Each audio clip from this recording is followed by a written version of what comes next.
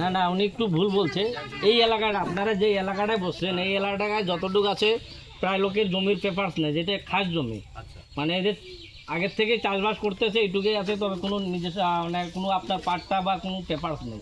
এর ক্ষেত্রে আগে আমরা বহুবার দিয়েছি, যখন আমাদের ফসল ক্ষতি হয় বা ঘর ভাঙে, তখন আমরা এই যে স্যার একটু আগে বললেন, যখন আমরা অ্যাপ্লাই করতাম, তারপরে পেপারসের নাম না থাকাতে আমরা রিটার্ন আসতে হতো। বেশিরভাগ মানে আমাদের এই দক্ষিণ ধুমপাড়াটা, এই উত্তর ধুমপাড়া, দক্ষিণ ধুমপাড়া, এইটুক জায়গাতে 90% লোকের পেপারস নেই। এর ক্ষেত্রে আমরা কোনো সুযোগ সুবিধা পাওয়া যাচ্ছে না। তো এর ক্ষেত্রে কি হবে? দেখুন, যদি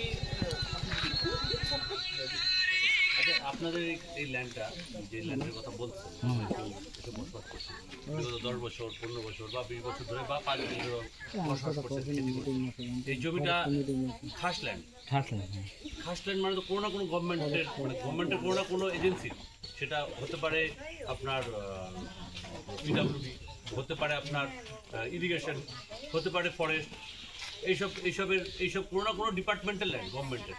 আপনারা কি জানেন এটা কোন ডিপার্টমেন্টাল ল্যান্ড? না, জানা নেই। আজ থেকে 50 বছর আগে, 50 থেকে সমাজ যেটা জানা, 50-60 বছর আগেকার থেকে এখানে বসবাস করতেছে।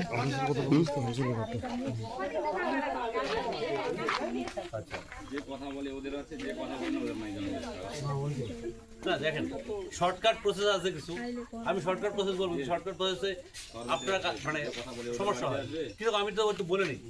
দেখেন, সরকার টাকা দেওয়ার জন্য রেডি আছে, ক্ষতিপূরণ হলে পরে সরকার টাকা দেওয়ার জন্য রেডি আছে। তো তার জন্য কি কি ক্রাইটেরিয়া? না, ওটা তো পরে কথা। আমি মানে ওটা তো আমরা সবসময় যাবো। এখন তো লোকজন ক্ষতিপূরণ চাইছে, তো আমি সেই ক্ষতিপূরণের রেসপেক্টে বলি। যদি বলি ক্ষতিপূরণ প্রথম ব্যাপারটা হচ্ছে ক্ষতিপূরণ। তো ক্ষতিপূরণের জন্য কি কি চাহিদা, কি কি দরকার, ডিপার্টমেন্ট কি কি চায়? খেতি তো কিছু খাবার দিতেছে না এখন, আর খেতির জন্য তো আপনার আসতে লাগবে, নাহলে কিছু উপায় করতে লাগবে আপনার। মানে আপনাদের মানে জমিতে আমাদের বাড়ি থেকে আমি একটা বলি, আপনাদের জমির ক্ষতি, জমিতে ফসলের ক্ষতিপূরণ বা জমিতে ঘর হচ্ছে ঘরের ক্ষতিপূরণ, ঘর ভাঙছে হাতি, সেই টাইপের কিছু যাচ্ছেন কি? আপনার চাহিদাটা আমি ক্লিয়ার করলাম, কিছু করতে আমি তো পরে আসছি। তো আমি আপনাদের কাছ থেকে আগেই ক্ষমা চেয়ে নিচ্ছি, আমার আসতে একটু লেট হয়েছে, অনেকটা দূর থেকে আসতে হয়। তার মধ্যে উনি আমাকে মানে বড় বলছে যে যা রোদ্র আছে লোকজন হবে না, সেই জন্য আমি ভাবছি হয়তো একটু দেরি হবে। আমি যে কারণে অন্য এক জায়গায় ছিলাম, সেখান থেকে এসে খবর পেয়ে সাথে সাথে রওনা দিই। তো আমরা আসতে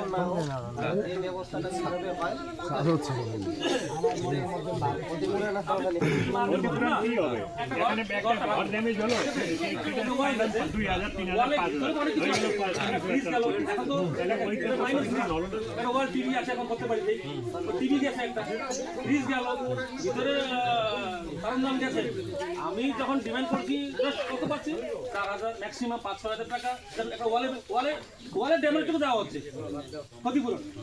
ওয়ালের ভিতরে যে নষ্ট হয়েছে, একটা সামনে দোকানে দেখবেন ফ্রিজ গেছে একটা, তো ফ্রিজের ডিমান্ড তো আপনারা দিচ্ছেন না। ভিতরে একটা টিভি গেছে একটা, উনি বললেন সেটা হচ্ছে যে উনি ক্ষতিপূরণ দিতে যাচ্ছেন।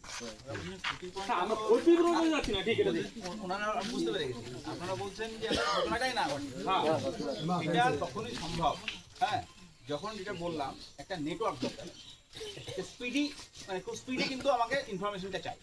কারণ আমি বলছি, আমি এখান থেকে এলাম কত 10 মিনিট লাগবে, 10 মিনিট লাগবে। সুতরাং আমি আমার অফিস থেকে খুব বেশি দূরে নেই।